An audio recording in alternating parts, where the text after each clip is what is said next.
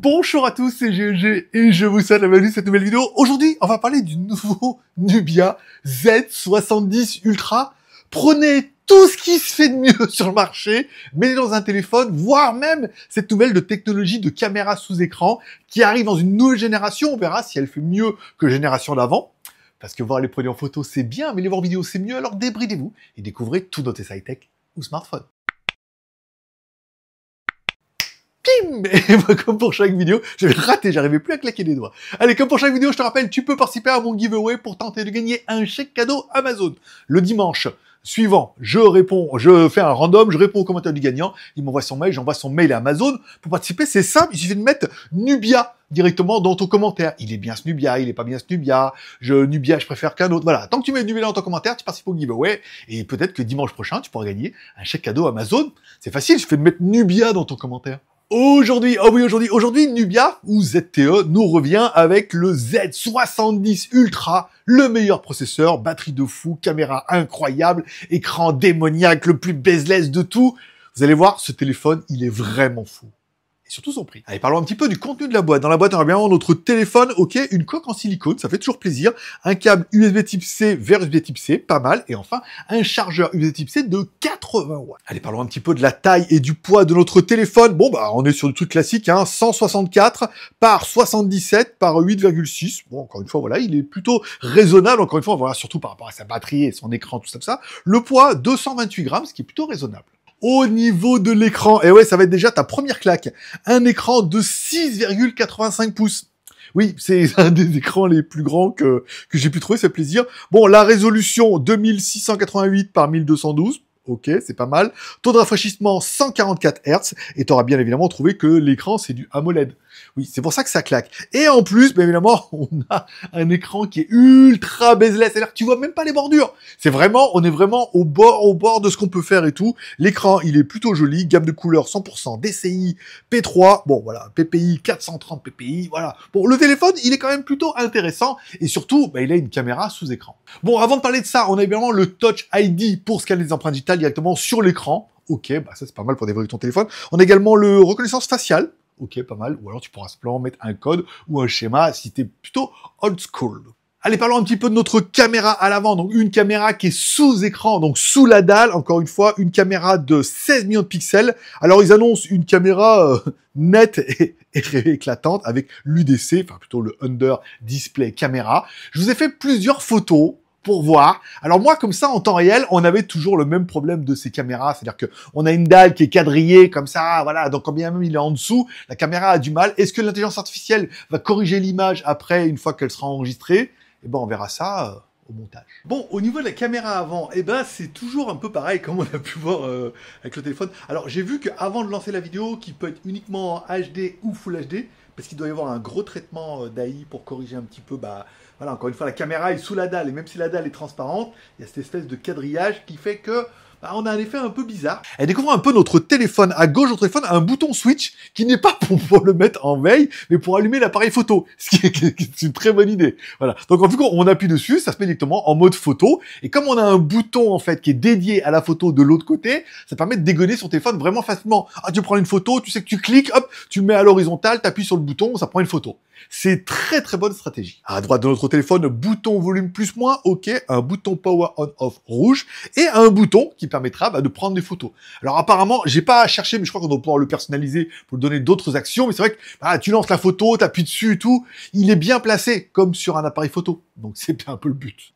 Allez, en notre téléphone, l'infrarouge, oui, bah un petit micro pour capter tout ça, et l'infrarouge pour ceux qui en auraient besoin, voilà. C'est toujours pratique, des fois, pour remplacer une télécommande. En dessous de notre téléphone, on aura également bah, une prise USB type C pour pouvoir bah, le recharger, et enfin, un petit haut-parleur qui permettra de faire de la stéréo. Bon, mais il y a un haut-parleur en haut, plus un haut-parleur en bas, il y a un petit équilibre sur la droite, bien évidemment. Bon, le son est pas mal, pas exceptionnel, ni ultra fort, mais propre. Donc après, est-ce qu'on peut lui en demander plus? C'est pas le leitmotiv de faire une discothèque avec ton téléphone.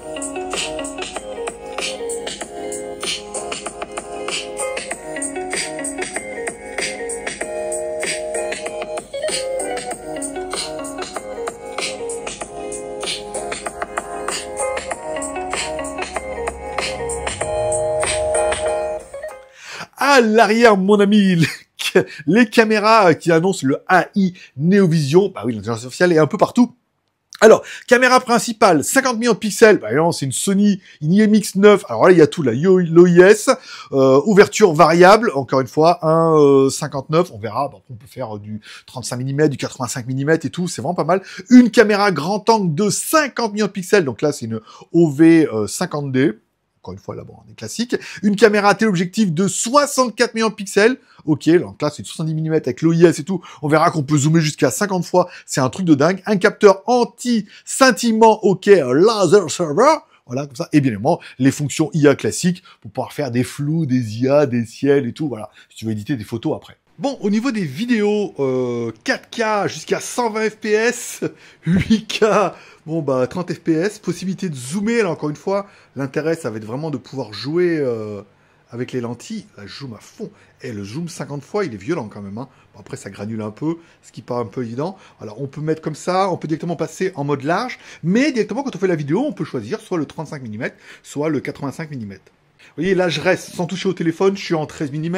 Ok, bon, bah, ça peut permettre de s'approcher un petit peu. Oh, la stabilisation est vraiment pas mal. Hein.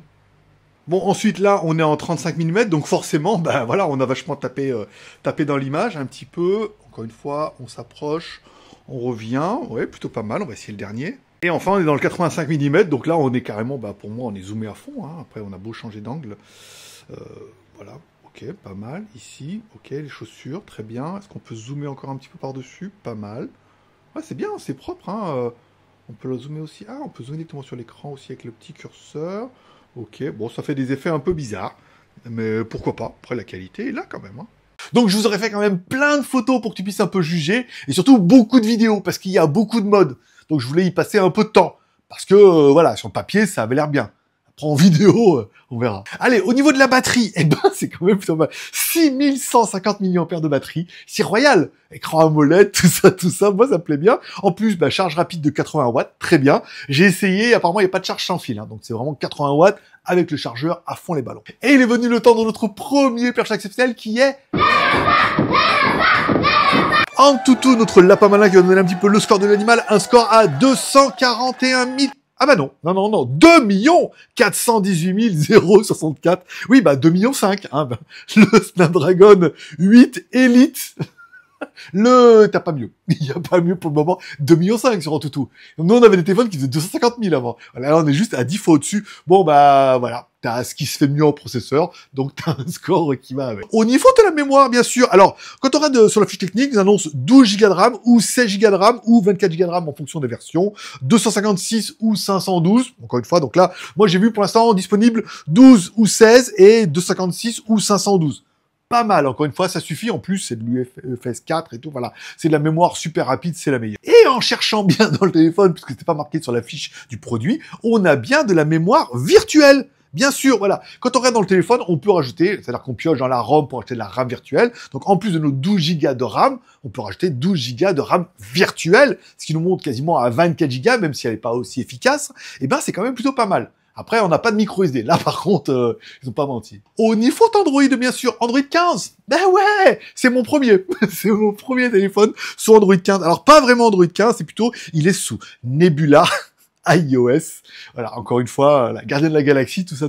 Non, mais voilà, c'est une surcouche maison. Hein. C'est vraiment du Android 15. Ils ont changé un peu les icônes et tout. Voilà, ils se sont pas embêtés non plus. Bon, après, on retrouve tout facilement ces petits. À savoir que nous, c'est la version globale. On a bien tous les services Google dedans et tout, ce qui est quand même un peu intéressant. Évitez plutôt les versions chinoises, surtout ces téléphones à ce prix-là. Maintenant qu'il y a la version globale. Au niveau des jeux, bien sûr, on fait tourner notre Wheel Racing 3 sans aucun souci. Hein. Bon, écran AMOLED, 1,5K, trop bien, le pourcent plus puissant, de la RAM, de la ROM, de la batterie, ça joue très bien, il n'y aura pas de souci. Au niveau de la connectivité, Wi-Fi, A, B, G, N, A, C, A, X et BE. Oui, bah c'est du Wi-Fi 7. Hein.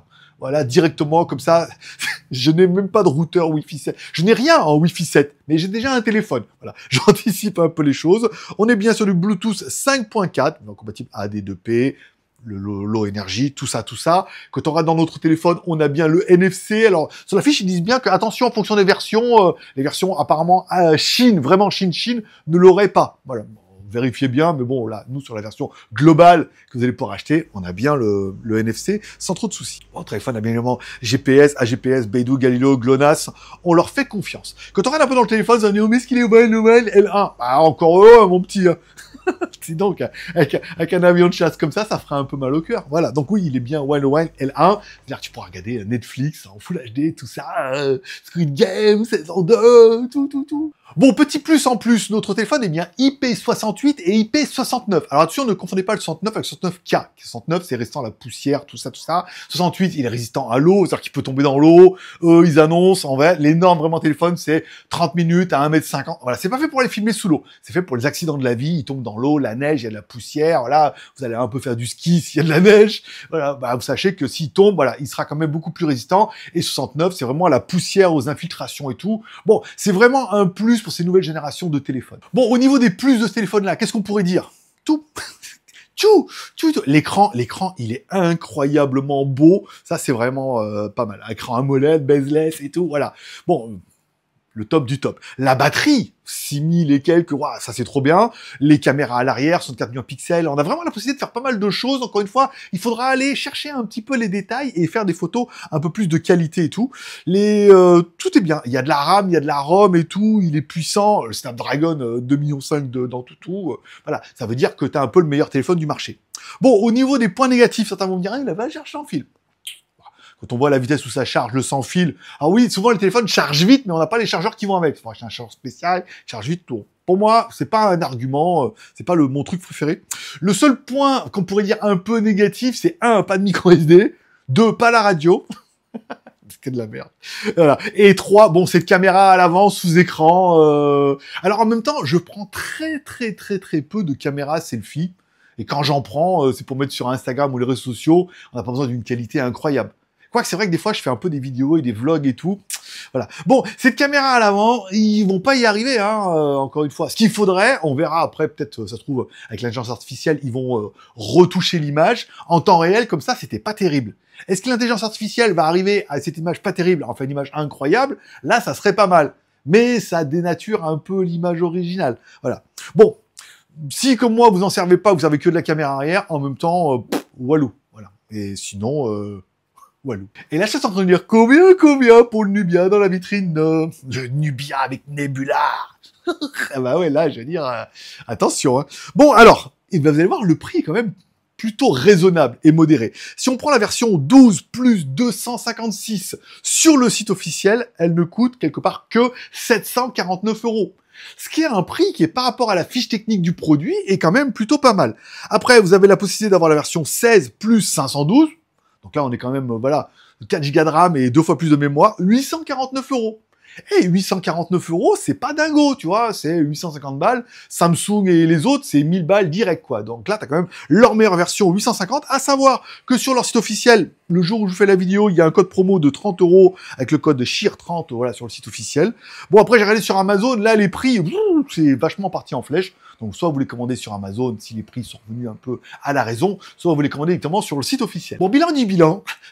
Pour 750 balles, on a quand même un excellent téléphone, qui n'est pas parfait, encore une fois, en fonction de ce qu'on voudra et tout, mais qui est bien placé.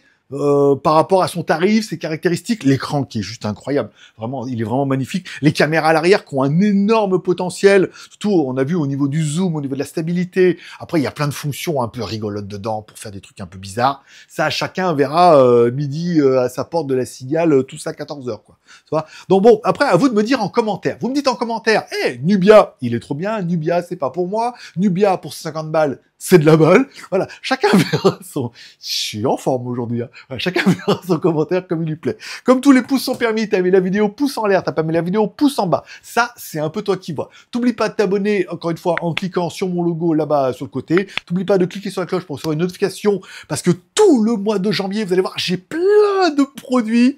De trop bien. J'ai bien travaillé au mois de novembre. Voilà, j'ai démarché plein de trucs. Ils ont pas été au mois de décembre, ils ont été au mois de janvier.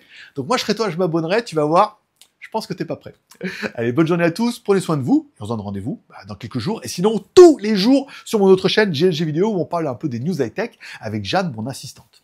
Bien sûr, bah oui, on a une assistante maintenant, c'est 2025, bye bye.